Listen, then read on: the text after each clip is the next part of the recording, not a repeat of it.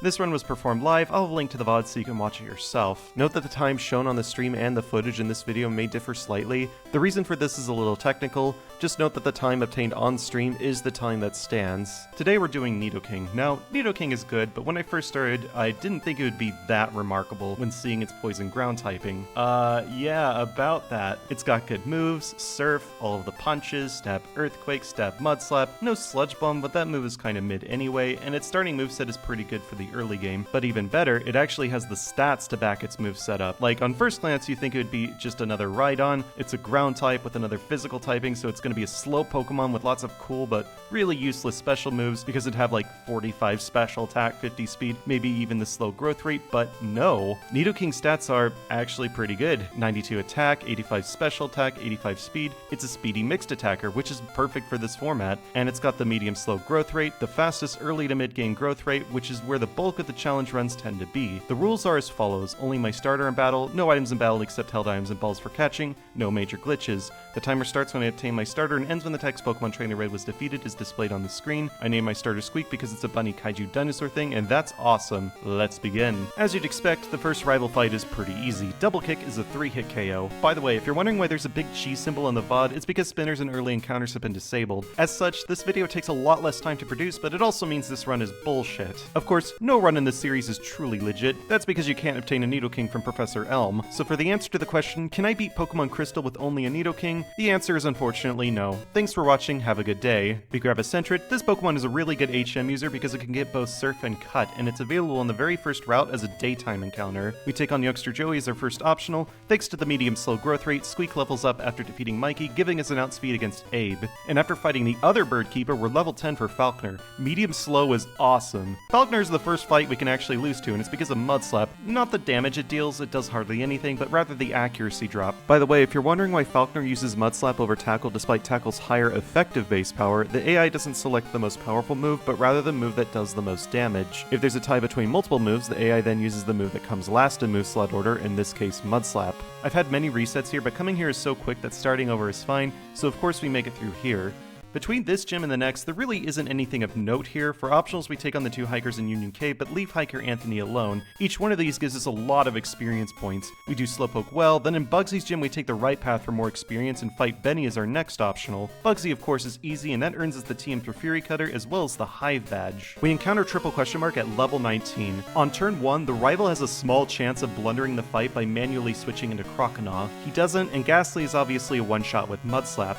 Croconaw's next. The only ways Croconaw could win is if it crits Water Gun. It does, but we also crit Horn Attack, essentially canceling it out. And against the Zubat, it could confuse us, but it uses Bite, so we win. We get Cut, we get the Charcoal, we skip Headbutt. Headbutt is a really good move for Nidoking, but we're going to get Thrash soon. We get Ice and Thunder Punch. With Surf, Fire Punch isn't really necessary. We get the Bike, we get Abra, we get Kenya. We beat optionals Walt, Mark, and Alan, and this unlocks Thrash, replacing Horn Attack. Whitney is basically free, Clefairy is a one-shot with Double Kick, and Miltank is taken care of in 2 turns. Some people who might not have solo run this game might be worried about a track since Nidoking is male, but Whitney doesn't really like to use this move unless you switched last turn. It's really rare to see it otherwise, and we'd also have to be infatuated multiple times in a row to actually lose. That's why I said it's basically free. Once we arrive in Ecruteak, we immediately leave. This is a strat Squidgy coined as safe Ecruteak, so I'm going to refer to it as such from now on. Go check out Squidgy's channel, by the way. We grab the Mintberry and Nugget, we fight Eugene, he's just a few one-shots, and the experience points from this fight will help set us up nicely for Chuck. We can then proceed to get Super Repels and Strength. Lighthouse is mandatory, and since we're here, we might as well take the XP. We then heal an Olivine and bike back to Ecruteak. Beating the Kimono Girls earns us Surf, finally replacing Double Kick. Against the rival, the worst thing Haunter can do is lick and get a paralysis, but it much prefers to just use Curse. Croconaw is 2-shot from Thunder Punch, Zubat is 1-shot, and Magnemite is 1-shot with Surf. And thanks to Squeak's higher level and Mintberry, Morty's completely free. We catch a Poliwag, which will handle Whirlpool and Waterfall. Unlike Psyduck, which is a 30% night-only encounter, Poliwag is a regular 90% Surf encounter in Ecruteak. The other 10% is Poliwhirl, so either is fine. We then encounter a full-odds shiny Gyarados, a 1 in 8,192 chance, Luckily, it doesn't have Hydro Pump at level 30, so we win. After talking to Lance, we can teleport to Olivine. This means we don't have to come back here. We can fly directly to Mahogany when we want to challenge Price. I borrow a free Shuckle, which learns Strength. Unfortunately, Amphi is sick with something that's not Paralysis, Poison, Burn, Sleep, Freeze, or Death, so we have to smuggle a cure into Johto by going into the Shady House in Cyanwood. Chuck's gym is a bit of a crapshoot. The Hitmonchan trainer near the entrance can freeze you with Ice Punch, but his AI is bad, so it's rare, but it happens. We encounter Chuck at level 33. If we didn't take the Gyarados when we did, we would be at level 32. At this level, we are way more likely to win than not, but Chuck still has a respectable chance of winning. We have a consistent 2-hit KO with Thunder Punch. As such, as long as Poliwrath doesn't crit or put you to sleep on turn 1, you win. But guess what it does? It uses Hypnosis and lands. Squeak doesn't wake up on the next turn, so Surf crits, taking Squeak down to 1 HP, but he does wake up on the next turn, finishing off the Tadpole with one final Thunder Punch. Oh my goodness, that was close. After healing, we go to the Rocket hideout. I get the ball behind the wall and a protein. Triple question mark says a thing and then leaves. Lance makes us beat up some sphere-shaped animals, and for some reason, these events allow us to challenge Price. It's easy to make fun of Price because he's bad, but he also isn't free in this run. Seal is one-shot, Dugong does decent damage with Aurora Beam, and Piloswine can freeze us or crit with Blizzard, or we could just get the range with Surf. Yeah, never mind, Price is still bad. Against Jasmine, because we have Surf, we automatically win the battle. We do Ice Path, grabbing an Elixir, the Never Melt Ice, and a Protein. We do Radio Tower, really nothing of note happens here besides us getting Return and Vitamins. I mean, the rival fights really don't change from this point on. Everything except for Alligator gets one shot, and for Alligator can't do much with only Water Gun. We then beat the Rockets and get the Pink Bow and the Radio card. In Blackthorn, we immediately delete Surf to make room for Return. Surf definitely still has use in the late game, but a Never Melt Ice boosted Ice Punch gives us close to the same power while offering superior flexibility, and it means we also don't have to come back here. Next up is Claire. Ice Punch takes care of the Dragonairs. Against Kingdra, Return with the Pink Bow 2-hit KOs Kingdra, but not for free. Kingdra can crit with Surf or lower our accuracy with Smokescreen. It chooses the latter, but we manage to land everything. We get the Earthquake TM, which we can immediately teach over Return. Return is really only useful for Claire. Oh yeah, the rival, it goes exactly the same as it did in Radio Tower. Everything except for Alligator is a one-shot, and for Alligator uses Water Gun, a move with only 40 base power. The first Elite Four member is Koga. He specializes in Bug and Poison types, but we have Earthquake, so it's fine. Without Toxic, Koga's Crobat can't really do anything to us, so we take an easy win. The second Elite Four member is Bruno, and he specializes in losing. Earthquake 2-shots Hitmontop, and it 1-shots Hitmonlee and Hitmonchan. Ice Punching the Onix saves some PP, and we crit with Earthquake on the Machamp, who didn't really have anything anyway. The third Elite Four member is Karen, and Karen is where good runs come to die. Earthquake is a 2-hit KO on Umbreon, who drops Squeak's accuracy with Sand Attack. Unfortunately, Never Melt Ice Punch doesn't one-shot, so Vileplume lands Stun Spore. Murkrow and Houndoom are easy one-shots, but they each do decent damage. Luckily, Gengar just uses Lick, and we eventually finish it off. That was so close. The last Elite Four member is Lance, who specializes in cheating. Ice and Thunder Punch clean his entire team. Beating him gets us a time of 44 minutes and 8 seconds. This time is really good, but the run's not over yet. Kanto's next. Surge is easy, just use Earthquake. Erica is easy, Blossom is the only Pokemon on her team that lives Ice Punch, but it really can't do anything except stall with heals. Sabrina's easy, just use Earthquake. We do Nugget Bridge. Thrash continues to pay dividends here by deleting entire teams with a single PP. Misty calls us a pest after we catch her doing things to her boyfriend in front of Bill's grandfather instead of getting a room, so we ghost her. Brock is easy, we can use Ice and Thunder Punch to save PP. Blaine is easy, just use Earthquake, and I misclick. Well,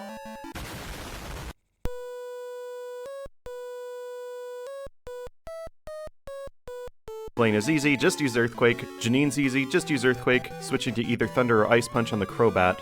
Against Blue, we candy to level 66. Some strategy is needed for this fight, but provided the correct moves are selected, we are guaranteed to win. Against Pidgeot, the safest move is Thunder Punch, then if Pidgeot mirrors it, the attack will fizzle. The Alakazam and Gyarados are one-shots. Against Rhydon, Ice Punch is a guaranteed one-shot thanks to its low special defense. Arcanine and Executor come out in random order. Executor is a range with Ice Punch, and Arcanine is a one-shot. And last up is Misty. Blue's badge boosts and our really high level give us one-shots with Earthquake on everything, making this fight completely safe instead of mostly safe. Special thanks to Smash Math for the strat. We travel to Mount Silver and set the stage for the final battle. We encounter Red at level 68 with a time of 58 minutes and 52 seconds. Even despite the setback from earlier, we still have a good shot at beating Red in under an hour. So what strat are we going to do? You might expect me to use Double Team Attract shenanigans, as I do allow myself to use any move that's available, but today we're going to use something much simpler, Fury Cutter. I don't take credit for coming up with this strat, special thanks to Axu Kairi Sora, I hope I got that name right, for implementing it, but it definitely gets results and it's the fastest way to beat Red without crits.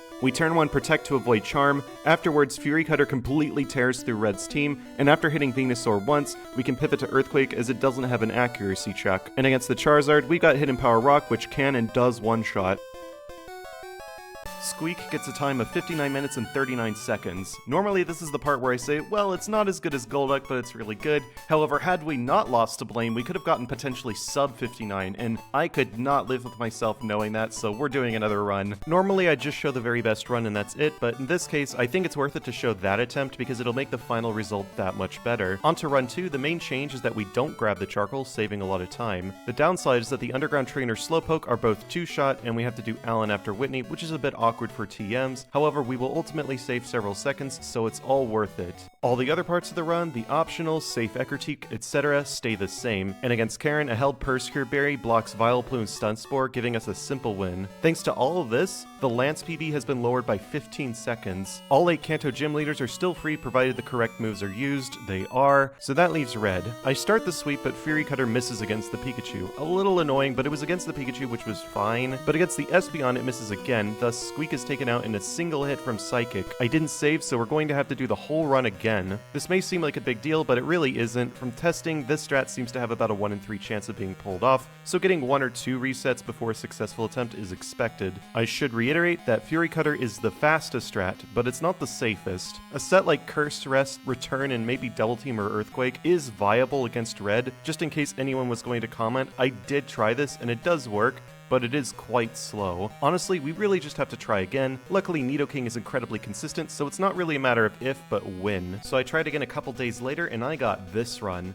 This run had a lot of problems with movement. My controller was just not having it today, getting stuck on certain inputs.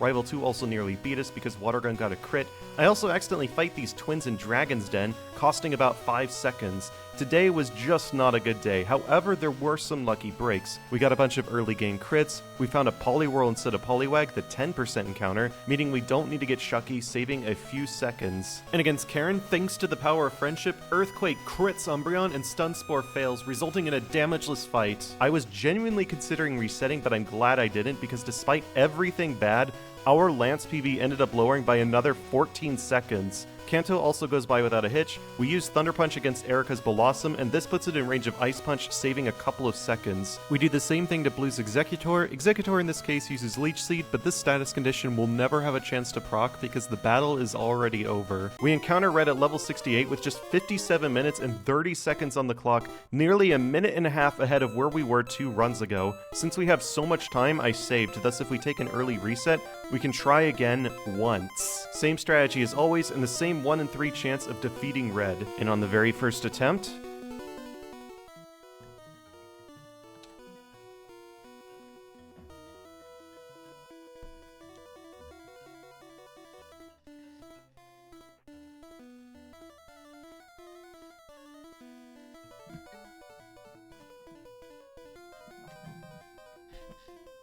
please don't attack.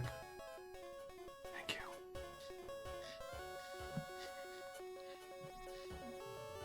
Please don't attack. I should have used Earthquake, but it's fine. Alright, we got it. We got sub 59. Let's go. Oh my god. Oh my god. Sub 59.